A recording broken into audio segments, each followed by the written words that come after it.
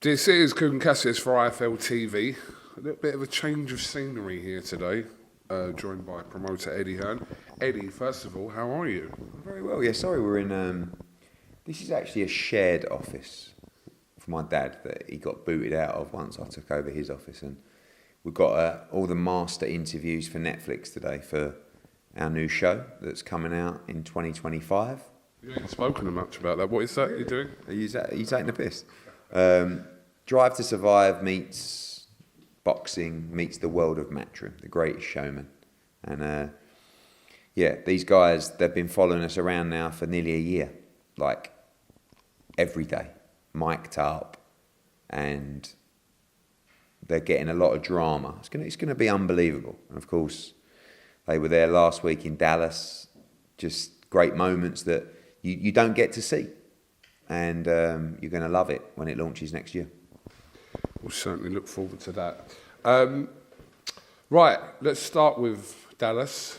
A little bit to pick through there, but I mean, the highlight of the whole night really was that sensational fight with Katie Taylor and Amanda Serrano. I suppose the second biggest highlight was your reaction, and then the third biggest highlight was probably Brian Peters. Yeah. So, I know you've spoken about it, but just after the fight, but just, yes, we see this occasionally with you and your fighters when something you're that passionate about, or there's like a long history with that fighter, which you have with Katie. It was peak Hearn in that ring. It was. I think that, you know, obviously we've got history with MVP, Nikisa and Jake. Mostly good, to be honest with you. Some bad stuff that I think we need to resolve over time, but the event was incredible. Like, and I'm not a hater. I'll give you my opinion of stuff, but when credit is due, I will give the credit. I turned up, went to the weigh-in, amazing. Set up, production. You know, me and Frank Smith were watching. I like that, that's good. Oh, that's good, you know. And the scale of it, the arena, again, the production, of course, the viewership, amazing job from MVP. But we really wanted to win. And, you know, I kind of got the feeling they didn't really want, say us, but me there. We struggled a little bit with kind of like the normal accreditation that you would grant any promoter, even if you hated them.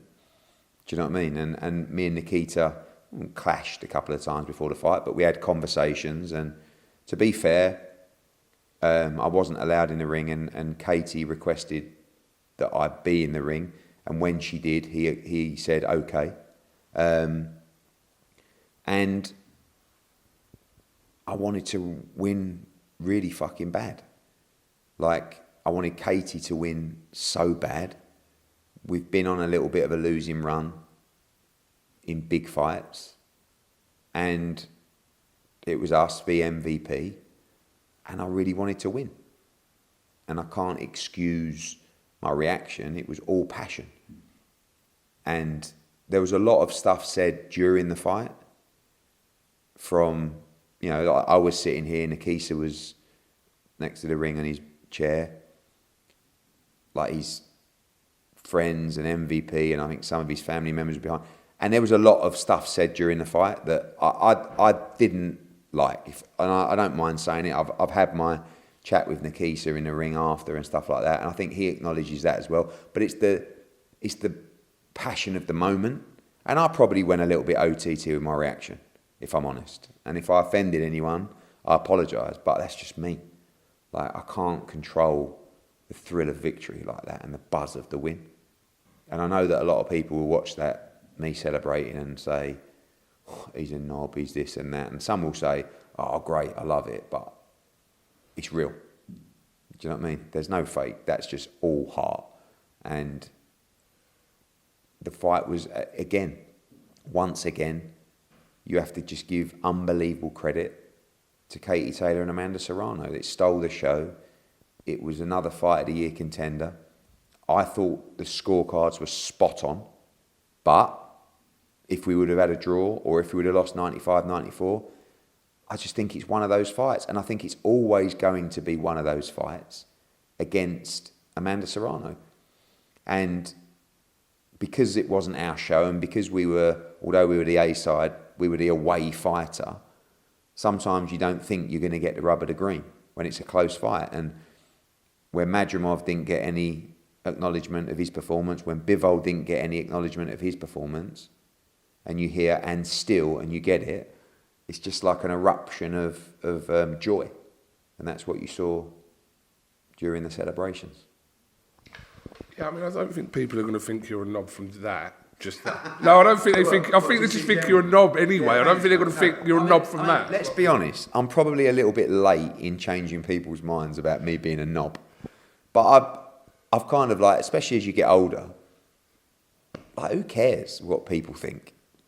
And you didn't care 10 years ago what people think. I did. You did more, but you didn't really care. No, but maybe more than I gave on. But now, like, I don't care. Like, it was just sweet, and we had a little bit of a confrontation with Nikisa in the ring, Jordan Maldonado as well, because everyone wants to win. It's not that I'm a bad person or they're bad people. We just want to win so bad for ourselves, for the company, for the team, for the fighters, and yeah, sometimes obviously the emotion spills over. Eddie, just watching Nikisa's interview with Errol Hawani yesterday, he said that one of his regrets from the week was allowing you to go in the ring. He explained the situation of Katie Taylor did request that, which he did grant, etc., but he does regret doing that.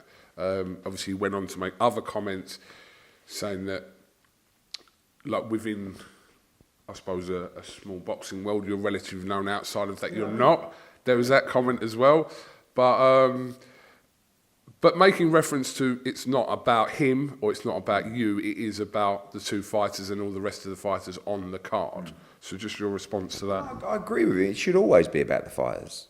But at the same time, like, I would never, if I made a significant offer for Amanda Serrano to fight Katie Taylor on my card, I wouldn't stop Jake Paul and Nikisa getting in the ring, or not wanting them to be at the press conference, or not allowing them in the changing rooms.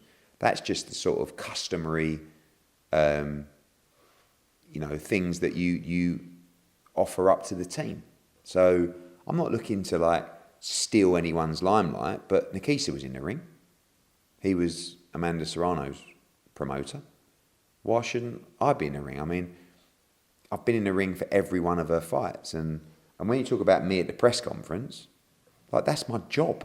I'm there to respond to questions about Katie Taylor. She doesn't want to sit up there on her own, and just answer questions on her own. She wants me to. She doesn't like talking, to be fair, does she? That's just look, and I respect that they want to disrupt the sport and that kind of thing, but I just think you got to think of it if it was the other way around. If we made a great offer that they wanted to accept for their fighter, I would want Jake and Nikisa to be involved in everything. We actually, as for the comment that no one knows me outside of a tiny group of boxing people, I mean, look, I spoke to Nikisa this morning, we exchanged a couple of messages. I can't give them enough credit for what they did last weekend. They didn't like the fact that I didn't speak positively about Jake Paul v Mike Tyson. I'm just being honest. I didn't like the fight. I'm not going to sit there and say I love the fight. I can't wait for the fight. I didn't. But what I do is acknowledge what they did, what they created in that moment, the production, the viewership, everything that MVP did. They did it really well, and that's me giving them respect and acknowledgement and love. And it's, I think that we just got to be a little bit careful that we have a real opportunity with Taylor Serrano 3 off the back of that fight and off the back of that viewership to provide both fighters with a huge financial opportunity, and not just the biggest female sports event of all time, but one of the biggest fights of all time. And we just got to be a little bit careful that we don't allow our bickering to get in the way of those opportunities. And I listened to Nikisa's interview on Ariel, and it sounds like they won't do that either, which is important for Katie and Amanda. I just think sometimes they need to understand that collectively we can do more. Collectively, we might be able to drive the number up with our expertise, with their expertise. And, you have to acknowledge what Jake is doing in terms of these events that he's creating and the noise that he's producing. Doesn't mean that I have to think that he's going to be a world champion and beat Canelo Alvarez. But what I liked about Friday was the opportunities that it provided for championship fighters on the card and the eyes that it shone on boxing in that respect. Forget the main event. Katie Taylor and Amanda Serrano benefited off Jake Paul against Mike Tyson. 75,000 audience. It's 1 million audience. Unbelievable. Amazing for our sport. The main event was the main event. But look at and when I did Logan Paul against KSI, Devin Haney was on that card. Fighting for Billy Joe Saunders. Billy Joe Saunders was on that card. A lot of our younger fighters were on the card. It was the same model.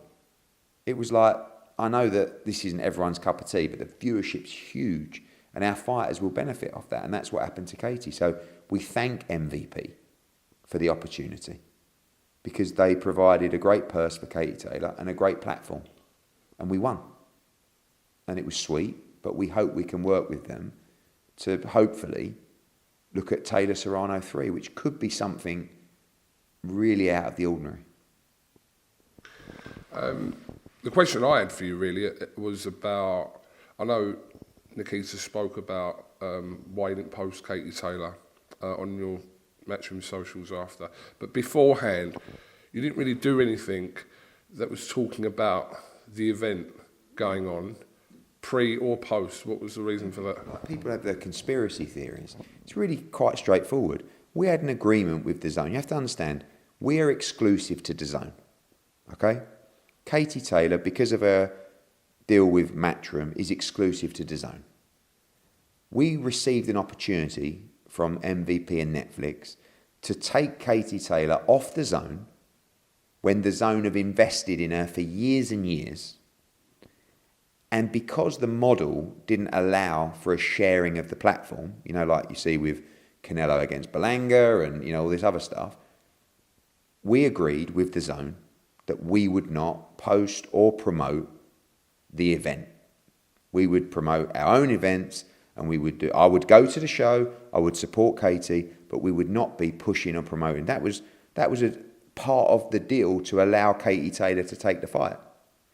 So, like I say, there's no conspiracy. But why is that from DAZN? Just a question. Because they feel that I get it out of principle where it's like, I'm their promoter.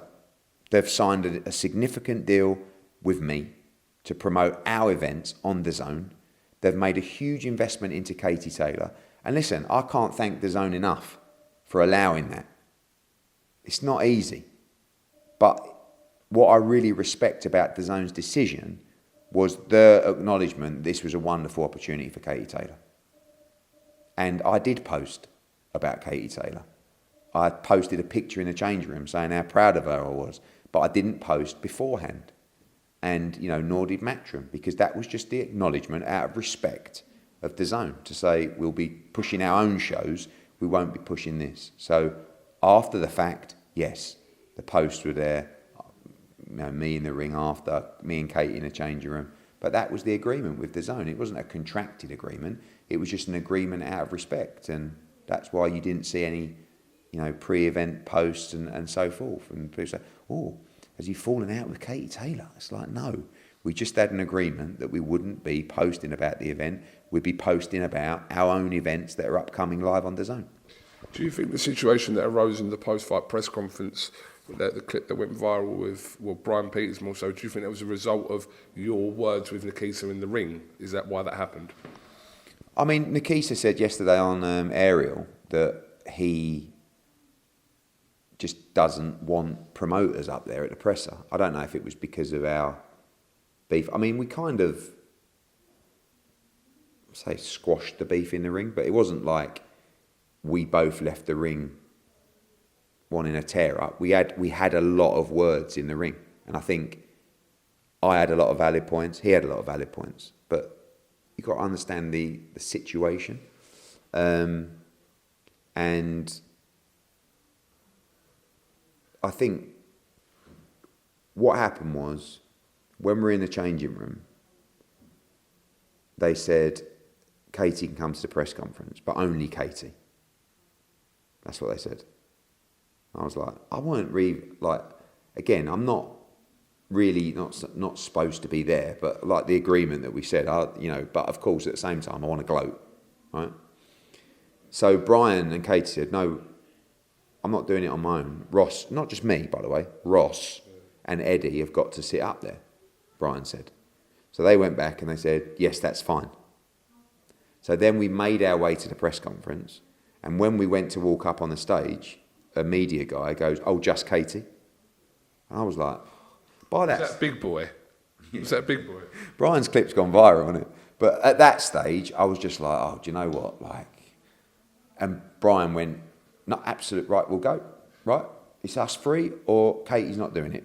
Make your decision. And then Katie hates drama. So she's like there, cringing, just going, oh my God, get me out of this. So we just walked on to the stage, and it's honestly, like, you got to understand, it's not about, oh, Eddie Hearn's up there because he wants a lot. It's just about, it's a team of people that the media want to talk to. Like, they want to hear from Katie Taylor, they want to hear from me, they want to hear from Ross, and Katie likes to and probably needs to be represented in that situation. So that's all it was, and it's pretty standard procedure. I just think sometimes you've got to acknowledge the characters as well. Like Nikisa now is a character in the sport. People want to hear from him. Do you know what I mean? And he's not shy. Regardless of what he says, he ain't shy at the limelight, Nikisa. But he's a character. He's entertaining. That's good for the sport. Like, that's what makes the sport so compelling. Good guy, bad guy. Someone likes Nikisa, someone thinks I'm a prick. Someone thinks Nikisa's a prick, someone likes me. Opinion. That's all. It's true though, isn't it? Like, you know, I've had loads of abuse since the fight. I don't care. I've had it for 15 Abuse about what? What are they abusing about? Celebrations, you know, bullshit, others, like, it's like, but that's just what comes with it. And I just think that if we get our heads together, rather than, you know, we can do something pretty special. And we'll see if that's an option to look at the third fight. We know, obviously, pre or post, you wasn't a massive fan of the Jake Paul and Mike Tyson fight. I know you spoke to Colin after the fight. Just looking back on it now, I mean, everyone's got their opinions now, but did we really, or were we to expect anything more than what we saw, which was ultimately a 58-year-old fighting a 27-year-old? No, what happened in the fight was exactly what I was expecting to happen. Mike was dangerous for the first 30 seconds, and then he got knackered, and he's old, and his timing's gone, and he's got no, or he doesn't have power like he used to. You know, I think, you know, when people like casual fans say, "Oh, do you think it was scripted?" Yeah, I was going to ask you about these conspiracy theories about it being rigged. I know, yeah. I don't at all. I think it's ridiculous. And I don't think you could ask Mike Tyson to like, but Mike tried. Like, you got to give Mike credit. And actually, I'll be honest, like, when the fight was over, I did kind of think to myself, it's pretty cool for Tyson to have done that, you know, and for his kids to see him do that. Like, he's gone for a hard training camp. He's gone 8 rounds. Like, fair play to him, you know? And I think I didn't enjoy watching it, if I'm honest. I quite enjoyed the first 30 seconds when he was having a right go, but it was a spectacle. It was never going to be fight of the century. But I said my piece about it before. I wasn't a massive fan of it, but look what it created. So you got to kind of acknowledge the commercial reality as well as I might not be the best person to ask, because I'm a die-hard boxing fan. And I love it with all my heart, and it just wasn't for me. But what it created was an incredible moment in sport and mainly entertainment. So I'm glad everyone's okay, and, I think that everybody needs a challenge in their life, and maybe that was a great challenge for Mike Tyson, I can't believe I'm going to ask this, but what did you think of Mike Tyson's arse? Got peachy. It was hilarious. I've got to say, I was at the weigh-in, right? And I said that I wasn't going to watch the fight. I think if the situation was different, like Katie hadn't just finished and she was getting stitched in the changing room, we were all celebrating, I probably would have watched the fight. Because at the weigh-in, when he came out of his Versace leopard print or whatever those pants were he was wearing, just kind of grabbed his nuts and went like that. I just looked at him, I thought, fucking hell.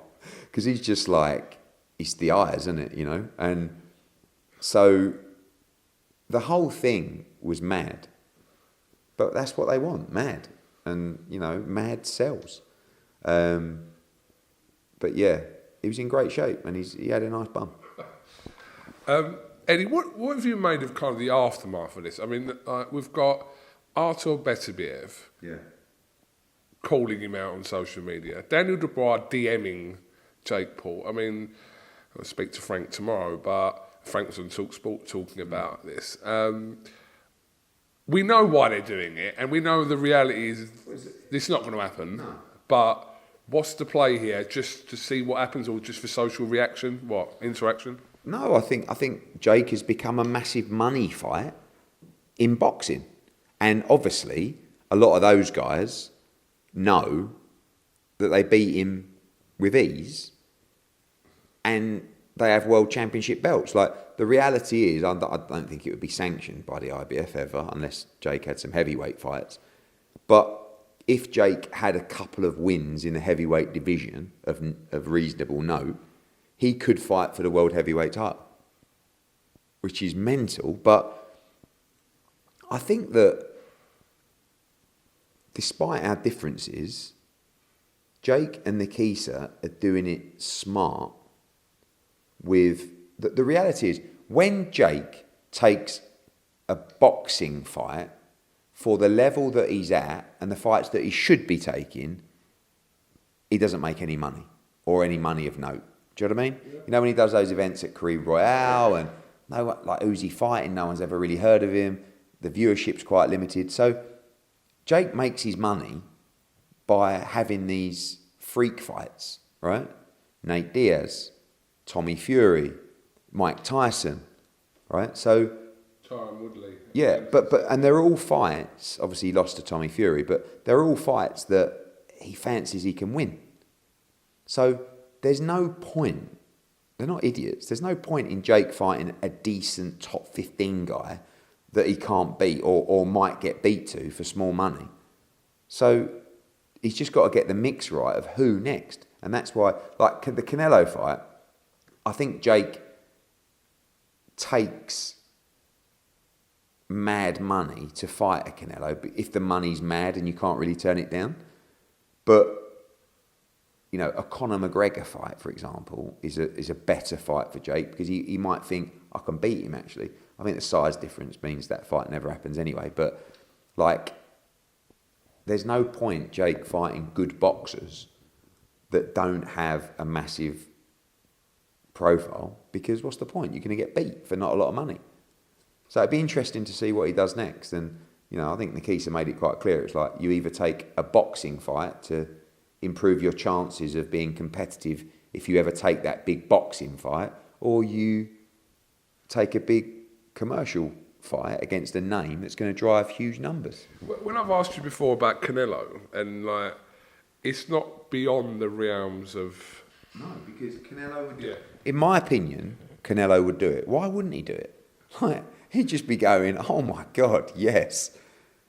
I just don't think, unless the money's out of control, I'm not sure Jake fights him yet. But listen, good luck to him. It's up to him. But those guys, better be, they're thinking, just in case Jake gets carried away and wants a shot at the world title, I'll fight him. I mean, that's a kind of, a tribute to what Jake has done, that the world heavyweight champion is offering him a fight, or the undisputed light heavyweight champion is offering him a fight. What is this saying about a sport? Because part of me thinks to Jake Paul, I mean, I don't see what Jake Paul's doing wrong, but there's the flip side of it, actually what it is actually doing to our sport with people like Beterbiev, top, 5 in the world, Dubois, legitimate heavyweight, one of the champions. What is that saying about our sport? Well, it's not. It's just saying that Jake's generating a huge amount of noise and interest and a lot of revenue to pay people a lot of money. People like money. People think they can beat Jake Paul. People will want the opportunity. So outside of the Tyson fight, I really don't mind what he's doing. Even the Woodley fight, Nate Diaz a little bit, Tommy Fury, I don't see a problem with it really. The only reason I didn't like the Tyson fight is I didn't want to see a legend, like one of my heroes at 58 years of age fighting. That was it. But I don't mind what he's doing, really. Like, even the guys that he fought, not the one in Puerto Rico because he weren't a very good opponent, but the guy that he knocked out in Orlando, with the uppercut, fair play. Like, I'm not saying that guy was a top 15, but he's at least boxed. So, I don't know. I think you can't deny, you cannot deny that despite the main event and that Friday, especially because of Taylor Serrano, was not good for boxing as a whole. With that audience, like you can't say, that was bad for boxing, because it wasn't. What would you say if you was to rank it amongst our British rankings of area, English, Commonwealth, and then British? Where would you sit Jake Paul in that?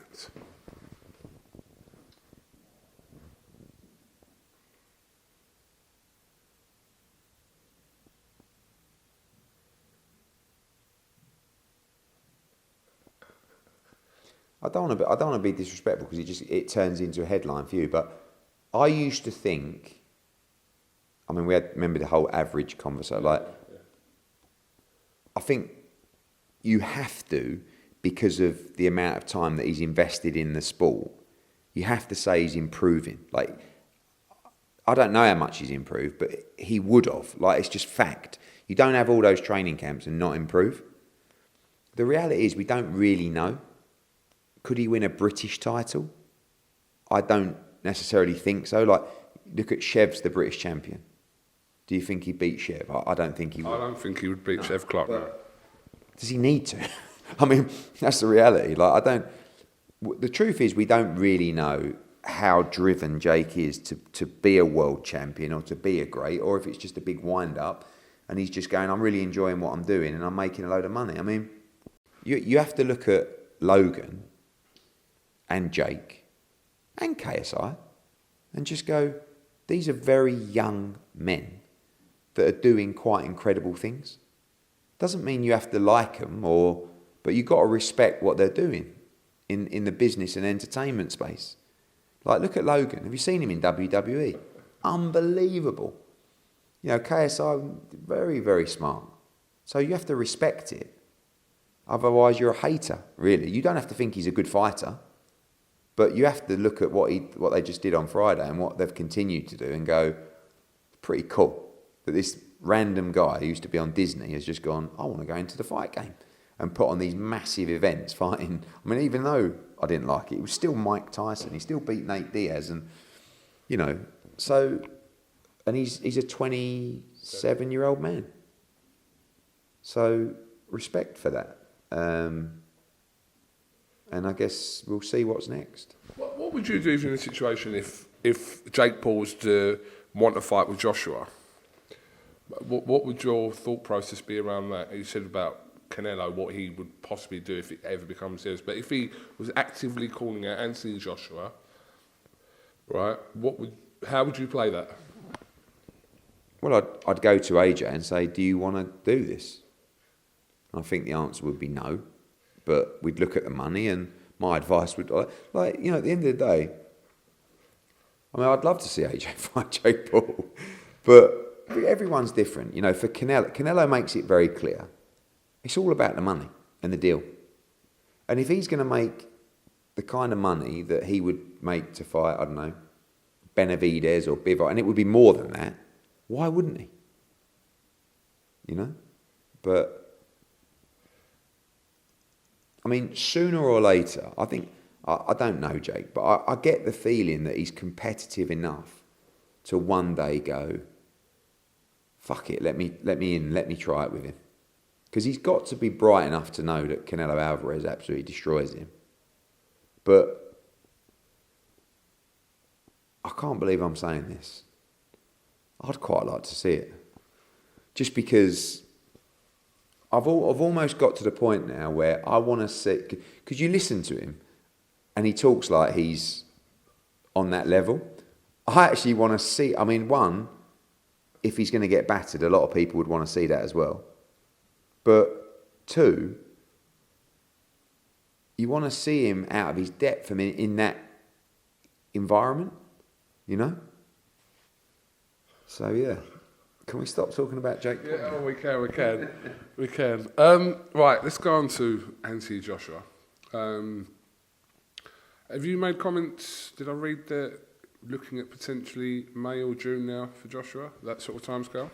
Yeah, I mean, he's not back in camp yet because he's still waiting on a few little niggles to settle. Is he actually injured, or has he just got niggles, or what's the situation? I mean, he's got some niggles that would not allow him to start camp and train how he needs to train for February 22nd. It's not like he's out for 6 months and he's got to have a major operation.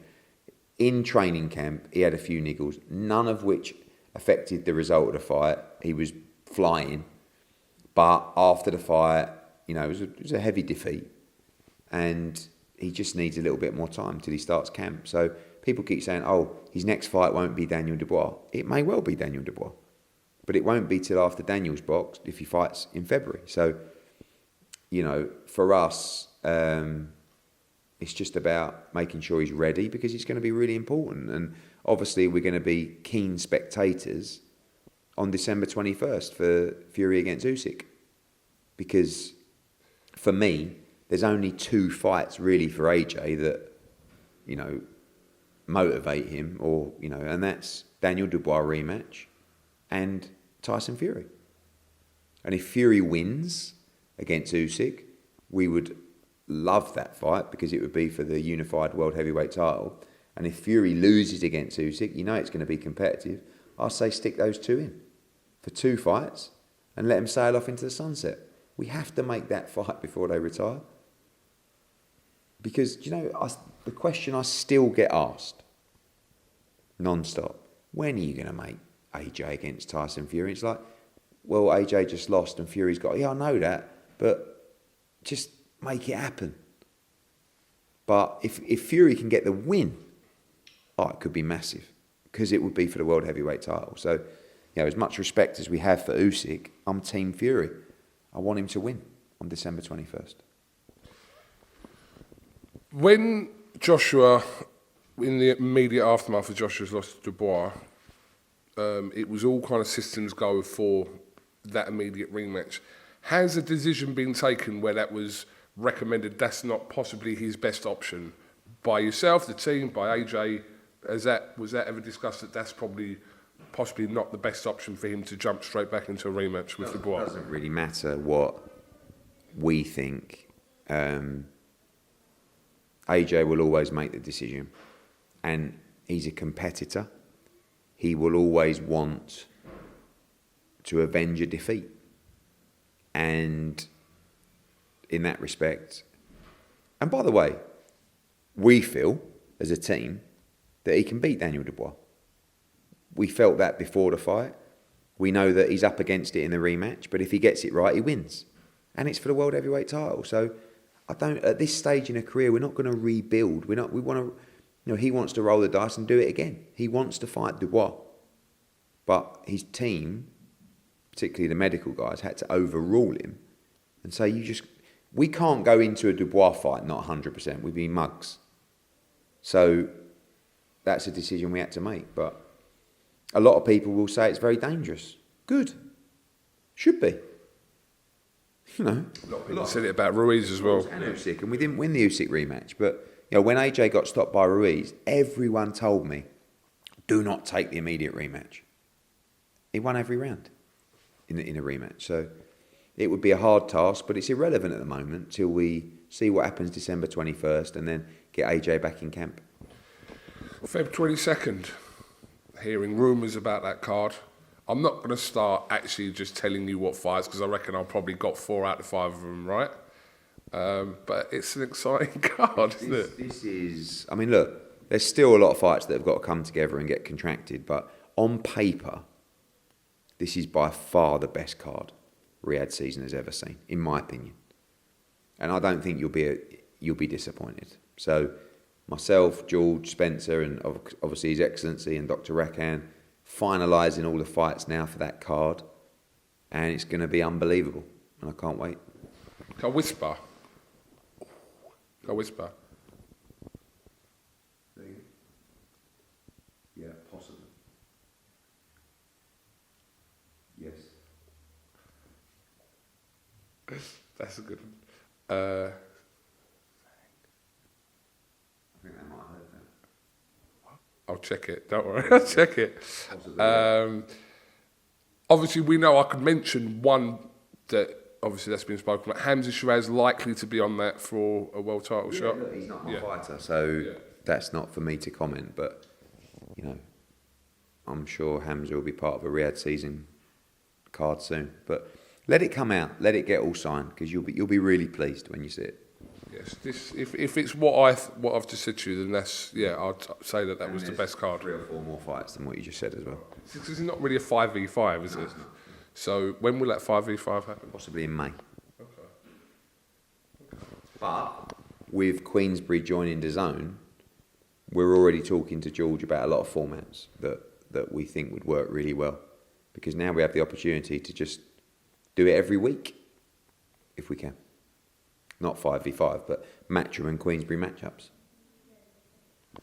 What do you think about Darren Till against Tommy Fury? I don't mind it. Look, I love Calla. He's a great guy. And I think what I really respect about Calla is he's gone full Misfits, isn't he? Do you know what I mean? Like, he's just embraced it. I think he's enjoying it. I have absolutely no interest in, I don't even know their names, I don't mean to be disrespectful to these people, I'm just using a name. Salt Pappy against King Kenny, or whatever they're called, do you know what I mean? Anderson Gibb against Slim, right? Both really nice blokes, by the way, but... You promoted Slim, not Slim, Gibb. My first fight, I did Jake Paul's debut, right? All really nice guys, again, going back to Nikisha, I'm just giving you my opinion. I'm not interested. I don't like it. Tommy against Darren is a little bit different. Tommy can box. He's had a lot of professional fights. Darren can also box, by the way, and has been working on that for a long time with Joe McAnally. I quite like Darren's a lunatic, right? And John Fury. But Darren makes John Fury look quite normal. Do you know what I mean? And I quite enjoyed Darren sticking it on them, because you know what Darren's all about. Darren will empty a room very quickly. And it was quite funny when he says, you lot, right? And all of you security up there, you know, basically, I can't remember the exact words, but basically, there's not one of you that I couldn't fuck up. And he's actually, you know, the funny thing is, he's 100% right. Now, in the ring, under Queensbury rules, that's different. And I do worry about Darren just doing what he actually said, which is just kicking someone in the head. Because he's losing, so kick him in the face. I would not be surprised I at wouldn't all. be surprised. But listen, fair play to them both. I mean, Tommy, I don't blame, Tommy's had it off. Like, you look at what Tommy was making in boxing to what he's fought Jake Paul and KSI. He's made an I've beaten them both as well. and made an absolute fortune. And now he's going to make another fortune to fight Darren Till. And hopefully Darren's making a load of money and all. So good luck to him. I'm not, again, I'll just be in my honest opinion. A lot of the Misfits stuff, although I think Misfits is brilliant, by the way, and I think it's a great concept, it's not something that I would watch. I would probably watch Tommy Fury against Darren Till. Because Darren Till, he fascinates me a little bit. I love it. The pay-per-view price for Fury-Usyk, $24.99 in the UK. I don't know if anything's been officially released. And $39.95. I mean, that's what was reported yesterday. Yeah. No? I haven't seen the exact numbers, no, but value for money, whatever it is. £25 for that. Fury-Usyk plus the undercard. I know. What did you make of Zerdo's win against Billam-Smith? I caught, I was travelling, I think Sam Jones was giving me like a running commentary. Everything that I thought would happen. Zerdo would be much too good for him, but Billam-Smith, tough as old nails, great bloke, honest, true fighter, and I think he's had an unbelievable run. Look, I mean, what Chris has done is quite astonishing, really. I mean, there was an argument once that he might not win a British title. Chris is a real testament to hard work and consistency. And he's obviously got a good trainer in Shane McGuigan. And over the years, they've just done the right things consistently, and they've improved. And he won a world title. He tried to he's probably made a load of money. Good luck to him. Right, just a couple more things before I let you go. Did you see Oliver McCall back in the ring? Yeah, I saw it. I mean, what on earth is going on? I'm saying that, but then it's not dissimilar off the age that Tyson's at. Yeah. But I mean, look, one thing you got to acknowledge: everybody in life is entitled to do whatever they want, right? Now there are consequences to those things. I don't want to watch Oliver McCall in a ring at 60, but maybe some people do, I don't know. So I just hope that, he can stay healthy, and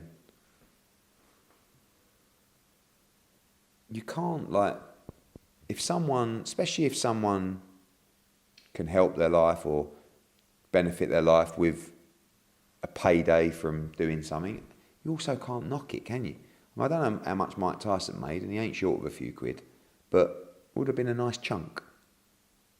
So that's when Oscar calls me out or to fight, there comes a point where I go, fuck it, I'll do it. Now, I shouldn't be fighting Oscar De La Hoya. I'm a 45-year-old man who can't fight. And I was going to ask you about this. This is a joke, isn't it? Would never consider getting in the ring with Oscar De La Hoya, would you? 100%. But why would you? He'd absolutely batter you. Eddie, he's a six. We're talking about kind of the levels of him. Yeah, you could answer where Jake Paul was in a British ranking order of Southern area to whatever. Oscar De La Hoya is a 6th division world champion. Yeah, but too big, too strong. Do you know, sometimes I did an interview. Was it with Cole? About it, and I was just on a massive wind up where I was like, you got to think about my jab, it's underrated, and I would lean on him, and too big, too strong, and people I read a few comments, they lose their shit. What? Oscar would batter him. Hearn's a joke. He can't fight. It's like, mate, relax, just fucking chill out. Do you know the only reason that I would do it? Well, two reasons. One, for the money, right? Because if it's enough money, you shouldn't be turning that kind of money down, regardless of how much you got. and 2, for the personal challenge. And you know when I say back to Tyson, about fair play to him, like that was, he did a training, I would love to do a 12-week training camp for a fight. But I would have to receive an absolute fortune. And really, it would have to be against someone that people would really love to see me getting knocked out against. Oscar, Jake Paul, you know, like, but that's it. It will never happen, but I would do it. I definitely would. I know you'd say you'd do it, and I think you'd say you'd do it because you know it's never going to happen. But this is a guy, yeah, who's like in relatively really good shape, Oscar, yeah? He's like 50, right? So it's about, how many years between you? 6 years between you. I just don't see how you ever think that that's going to be a good idea. But I'm deluded, aren't I? I've always been deluded, and that's what's got me to where I am, because I'm deluded. I've told you before a million times. I believe I'll probably go on and be a hugely successful actor.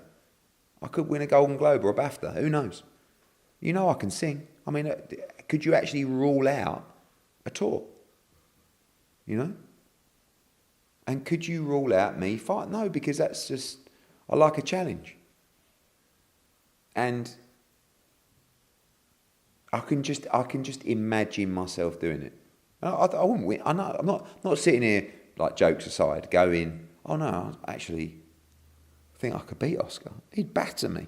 But I'm probably big enough to take some hammer. Do you know what I mean? Like, I don't think it would be a one-round job. And I'm all heart. Like, I would not quit.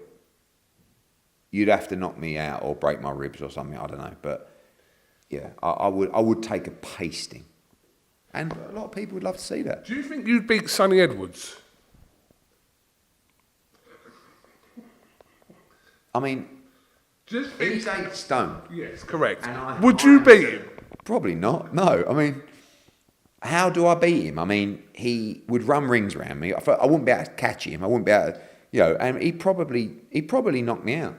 Sonny Edwards, he's 8 stone. So my chances against an Oscar or a Jake Paul probably aren't the best, to be fair. But, what is this conversation? But anyway, so you don't know about Sonny Edwards, but okay. Look, if I'm going to get a pasting, I'd rather do it from Oscar De La Hoya than Sonny, 100%. Yeah, but even like Jake, Jake would give me a pasting as well, and I reckon I could be half competitive in that fight, but he'd still give me a pasting. I really wouldn't like to get a pasting off Jake Paul, but I don't mind getting a pasting. Like, imagine me going, yeah, you know, everyone takes a piss out of me fighting for Billericay, like an amateur club all the time. Eddie Hills, 4 by way of. You know, did you have any fights as a pro? Yeah, 1 fight. Yeah, who'd you fight? Oh, Oscar De La Hoya. You know, the pound for pound great.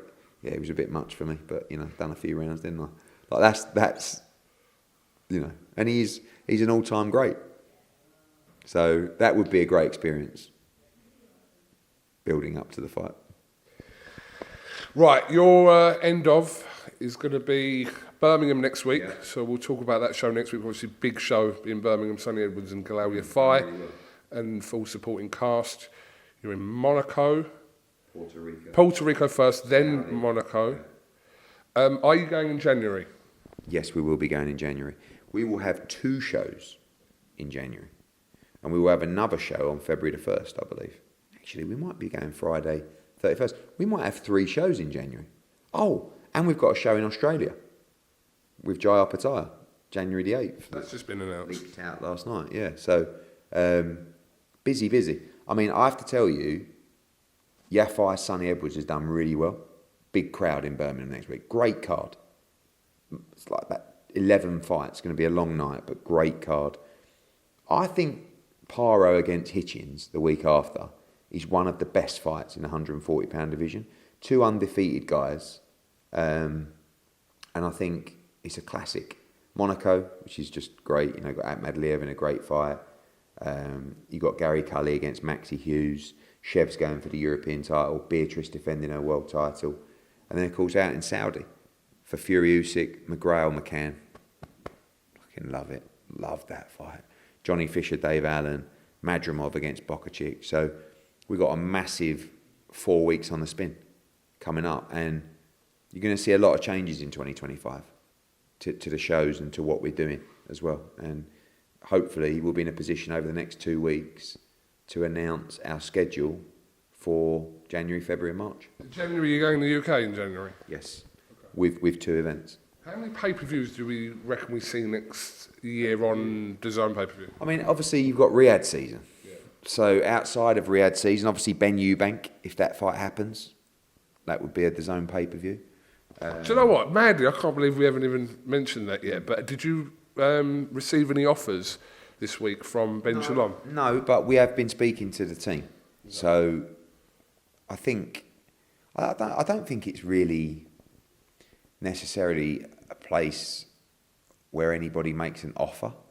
I think it's like a meeting to say this is how the show's going to work. Like, we're going to move forward collectively. So that's what we're looking to do, have those conversations. Despite, the animosity, I think everyone acknowledges that's the fight to make, And I do believe you'll see Benn-Eubank. In the first quarter of 2025? Yes, absolutely. Okay. I did wonder about the whole offer thing, because I thought it would come under kind of, everyone working together. Yeah, but he was specifically what he was saying, that an offer would be made. He used those words specifically twice in Saudi around that. That's why that was asked. Yeah, no, look, we've been speaking to their team. We can make an offer. They can make an offer if they want. But I think it's probably the way it gets made is to have a meeting and all work together to maximise the revenue and collectively make the event as big as possible, which is the most important thing. Is there a possibility that this could be across DAZN and Sky? Yeah, I wouldn't rule anything out. I mean, you've seen that in Riyadh season events. Who knows? Who knows, yeah. But I think the most important thing, like, rather than ruffle anyone's feathers, just have a brain, be smart, and let's just get it done, because it's a monster. Absolutely. Have you got anything you can give away to me? Because I'm doing a competition next week, apart from tickets to Birmingham, because I've already got them. Have you got anything? Even if it's not here. Look at this, is actually genuine, right? This isn't what we're giving away. But this is Matchroom's own conditioning shampoo for hair and body. This is over 30 years old. Bloody hell. Still smells all right. But over 30 years old. Yeah. Of course, look at the logo. 30 years? That's our old logo. Yeah. What can I give away?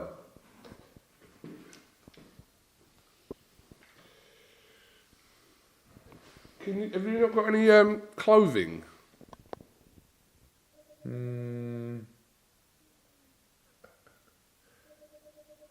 Yeah, but Netflix are in the office. It's all right. We'll just confirm something. We'll do something.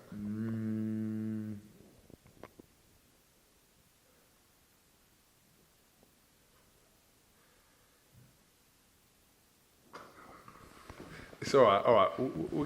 We'll find something. It's fine. It's fine. Eddie, just closing words to your. Closing words. As we enter December, can we believe that in a couple of weeks it's going to be December? Christmas will be upon us. Another year in our lives will be over. Be positive. Don't moan. Don't worry about other people. Just focus on yourself. Be positive. And, I think the world is in an interesting place. We've got to come together. We've got to be kind. And we've got to work together. Because one thing I've found in 2024 has been about working together. It's actually taught me that all of the rivalries and the back and forwards and sometimes the negativity can be extremely draining. And actually, I think sometimes you need to make peace with other people, make peace with yourself. And that has been probably one of the highlights of 2024, particularly working with Queensbury. And now we're on the same platform, which is incredible. So coming together, being kind, the season of goodwill, enjoy Birmingham next week, massive show, and enjoy a huge end to 2024. And God bless you and your family. And I was just looking at that screen, kind of having deja vu of all the interviews. How many interviews have me and you done? Right, I'm not even going to pretend I know the answer to that. For 15 years. 14 years. Because IFL was 14 this year. How many interviews have we done in 14 years? How many interviews do we do a year? 50? When you was putting on more shows, we used to do a lot more. I reckon actually what you should do is count up all the interviews that I've ever done on IFL. Because it must be 1,000. Do you want a kickback from it? No, it's too late for that. I want acknowledgement of my 1,000th interview, and I reckon it's upcoming. All right, I'll have a little look into working that. Yeah, there'll be a way of doing it. I don't know how accurate it's going to be, but we need it to be accurate. I would like you to say, Eddie, this is your 1,000th interview. You should know how much time I've given up for you over the years, and for you. Yeah, but you know what? IFL made you. Because listen, without IFL, especially in the early days, people would think you're a bigger dickhead than what they actually think. So, no, I'm being serious. This has worked well. Yeah, I've also given a huge amount of time.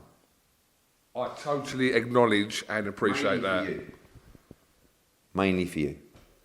But we're still sitting here in the same building. I can't believe I'm 45 years old and I'm still sitting here after all these years, still talking to you for IFL. Bush. Still looking unbelievable. Like, if you go and find a video of me 15 years ago. Do you know when I scroll my phone up? Yeah. Weirdly, this is what comes up. Right there.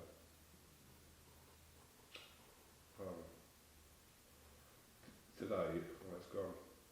I did actually clock it. But look, what is going on? That's a GQ shoot. I quite rate that. Yeah? Look at the trousers. I've shown people, but I might just put the picture with the That's thing. it. Don't take yourself too seriously. But one question, quickly, I forgot to ask you. Could AJ fight Wilder? As Wilder's outlined his return. Never say never. But for me, the focus is on Dubois rematch and Tyson Fury. Interesting. Edward Hearn, thank you very much for, guess how long? An hour of your time today. Thank you very much. We'll catch you in Birmingham.